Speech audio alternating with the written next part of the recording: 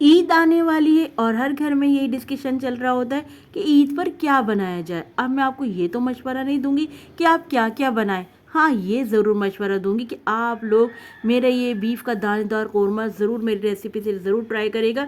इंशाल्लाह ताला आप लोग शादियों वाला कौरमा खाना भूल जाएंगे।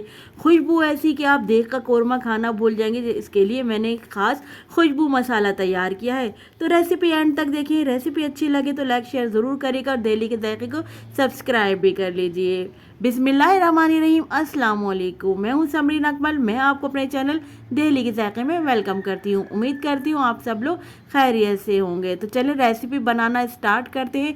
अच्छा, इस रेसिपी में आज मैं आपके साथ टिप्स भी शेयर करूंगी कि आपका कौरमा दानेदार कैसे बनेगा। तो चलिए रेसिपी देखें। इसके लिए आप लोगों ने रेसिपी को एंड तक देखना है। तो खास खुशबू मसाले वाला कौरमा बनाना स्टार्ट करते हैं। अच्छा, मैंने यहाँ दो दरमियाने साइज़ की प्याज ले ली है। उसको मैंने इस तरह बारीक बारीक, आप देख रहे हैं, बिल्कुल बारीक स्लाइस मैंने इसको कर लिया है, स्लाइस कर लिए हैं प्याज को, ताकि हमारी अच्छी सी क्रिस्पी सी प्याज फ्राई हो जाए। तो आप बारीक प्याज फ्राई करेंगे तो आपकी क्रिस्पी प्याज फ्राई होगी। यहाँ पर मैंने कौरमा बनाने के लिए घी ले लिया है। आप चाहें तो ऑयल ले, लेकिन बेस्ट ये है कि घी ले लीजिए तो अच्छा कौरमा बने। जब घी हमारा गर्म हो गया तो हमने प्याज शामिल कर दिए। इसमें प्याज को हमने सुनहरा अच्छा सा गोल्डन होने तक फ्राई करना है और मुस्तकिल हमने स्पून चलाते रहना है ताकि अच्छा सा सब तरफ से एक जैसा कलर आ जाए प्याज का। अच्छा, यहाँ पर देखिए हमारी प्याज फ्राई हो गई है तो हम प्याज को प्लेट में निकाल लेंगे। अच्छा देखिए, यहाँ पर अगर आपको खदशा हो कि आपकी प्याज मज़ीद लाल जल ना जाए जब तक आप निकालें, तो आप क्या करें, इस टाइम फ्लेम ऑफ कर देंगे, चूल्हा बंद करके आराम से फिर आप आराम से अपनी प्याज निकाल सकते हैं। तो देखिए यहाँ मैं सारी प्याज निकाल लूँगी और जब हमारी प्याज निकल जाएगी तो मैं यहाँ पर इसको एक साइड पर रख दूँगी। लेकिन ये कि कोशिश करें कि इसी वक्त हल्के हल्के हाथ से इसको खोल लें प्याज को ना, ताकि मज़ीद डार्क रंग ना हो। अब देखिए जो हमने प्याज निकाली थी उसी घी में हमने ये ले लिया है 1 टीस्पून हमने सफ़ेद ज़ीरा ले लिया है, 6 से 7 अदद हमने लौंगे ले लिए हैं, 5 अदद हमने हरी इलायची ले लिया और साथ में हमने 2 तेज़ पत्ते ले लिए हैं। ये हम शामिल कर देंगे अपने घी में।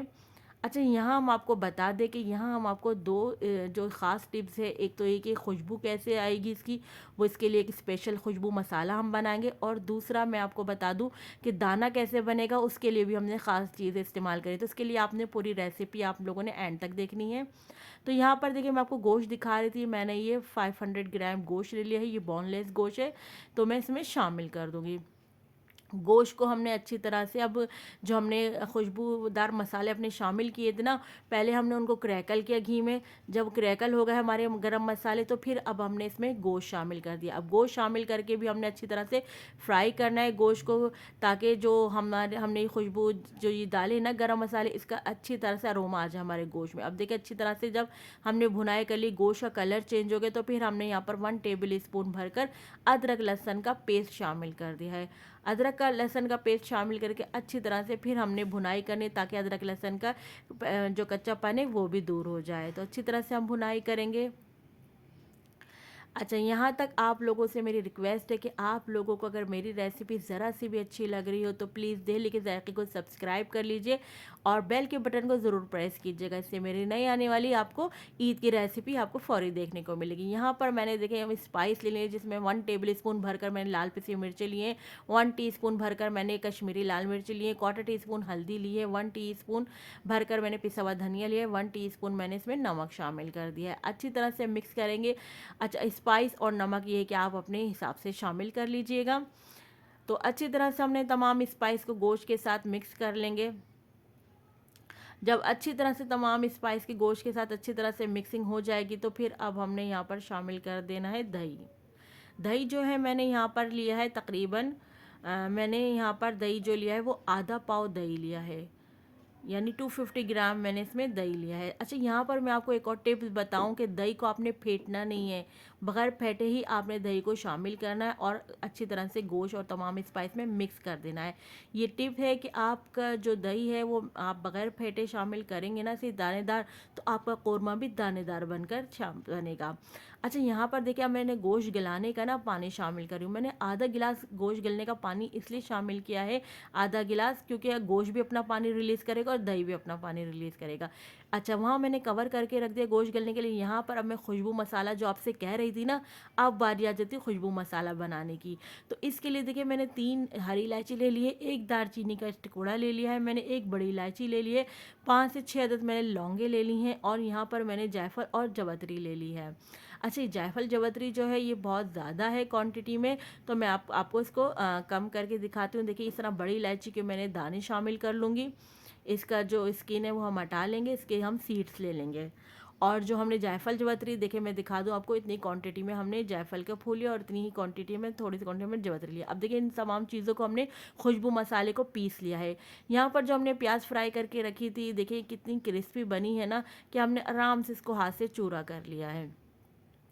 प्याज को हम चूरा कर लेंगे और साथ में ही जो हमने खुशबू मसाला पीसा था ना, वो इसके साथ ही हम इसके प्याज के साथ ही शामिल कर देंगे इस अपने से खुशबू मसाले को। आपने मेरे कहने से खुशबू मसाला ज़रूर बनाना है। आप यकीन करेंगे जैसे आप इसमें शामिल करेंगे ना, इस मसाले में, कौरमे में, आप यकीन करें क्या खुशबू आपके कौरमे में आएगी ना, जैसे ऐसा लगेगा जैसे देख का ढकना खुल गया हो, इतनी अच्छी खुशबू आएगी इस खुशबू मसाले की। अब देखिए हमने प्याज फ्राई करके जो चूरा किया था और जो मसाला हमने बनाया था खुशबू मसाला, वो हमने दोनों चीज़ें अपने गोश्त में शामिल कर दी हैं अच्छी तरह से। अच्छा, अब यहाँ पर एक और टिप्स मैं आपको दूँ, जब प्याज को जो हम चूरा करके शामिल करेंगे ना, यहाँ पर हमने फ्लेम हाई करके भुनाई करनी है। इससे क्या होगा, जितनी देर आप भुनाई करेंगे ना, उतना आपका दाना बनेगा प्याज से। तो हमने अच्छी तरह से यहाँ पर खूब भुनाई करनी है, यहाँ तक कि जो हमारा घी है वो सेपरेट हो जाए। जब घी सेपरेट हो गया, अच्छा अब यहाँ पर मैं अगेन पानी शामिल करूँगी। जो थोड़ा बहुत हमारा गोश्त रह गया इसको हम गलाएंगे मज़ीद। तो यहाँ पर कवर करके हम रख देते हैं तकरीबन 45 मिनट के लिए। यहाँ पर आ जाते हैं हम नेक्स्ट स्टेप पर। यहाँ पर देखें, अब हम बनाने जा रहे हैं कौरमे का दाना। तो कौरमे का दाना कैसे बनेगा, वो इन चीज़ों से बनेगा, जिसके लिए मैंने 5 अदद बादाम ले लिए, 5 अदद हमने काजू ले लिए, 1 टीस्पून भरकर हमने शामिल कर दिया है पिसा हुआ खोपरा। अब देखिए बादाम और काजू को मैंने ब्लेंड कर लिया है, खोपरा इसमें मिक्स कर दिया है और शामिल कर देंगे हम अपने इसमें कौरमे में। अच्छा देखिए गोश्त यहाँ पर हमारा गल गया है, फिर हमने शामिल किया है दाना बनाने के लिए। अगर आपके पास काजू ना हो तो काजू आप स्किप भी कर सकते हैं, और चाहे तो यहाँ पर काजू की जगह 4 मगज़ भी ले सकते हैं, नहीं तो उसको भी आप स्किप करके खाली बादाम को भी पीस के शामिल कर सकते हैं डेसिकेटेड खोपरे के साथ। अच्छा यहाँ पर देखिए मैंने अदरक शामिल करी और थोड़ी सी देखिए क्वांटिटी में मैंने फ्यू ड्रॉप्स आप कह लें मैंने केवड़ा एसेंस के शामिल कर दिए हैं। अगर आप देखिए मैं आपको यहाँ पर दाना दिखा रही थी, देखिए कितना अच्छा हमारा दाना बना है। जो हमने दाने के लिए चीज़ें शामिल करी थी ना, उससे कितना अच्छा दाना बना है हमारे कौरमे का। यहाँ पर केवड़ा शामिल करने के बाद 5 मिनट के लिए मैं कवर करके रख दूँगी, बिल्कुल दम वाली फ्लेम पर। जो हम चावल दम पे रखते ना, बिल्कुल दम वाली फ्लेम पर मैंने रख देता 5 मिनट के लिए कवर करके, ताकि जो हमने इसमें केवड़ा डाला है उसका हमारे पूरे जो कौरमा है ना उस पतीली में आ जाए। अब देखिए 5 मिनट बाद मैंने डिश आउट कर रही हूँ, अपनी सर्विंग डिश में निकाल रही हूँ इस स्पाइसी से ज़बरदस्त से दानेदार बीफ कौरमे को। आप देखिए हमने दानेदार बनाने के लिए भी चीज़ें शामिल करी, वो भी आपको दिखाया, और खुशबू के लिए जो हमने खुशबू मसाला इसका स्पेशल बनाया वो शामिल करा है। अब हम इसमें जूलियन कटिंग में कटी हुई अदरक शामिल कर देंगे। लीजिए हमारा ज़बरदस्त सा देगी शादियों वाला कौरमा बनकर रेडी हो गया है। अब आपने मुझे बनाकर बताना है कि आपको मेरी रेसिपी कैसी लगी। मुझे आप ज़रूर फीडबैक दीजिएगा।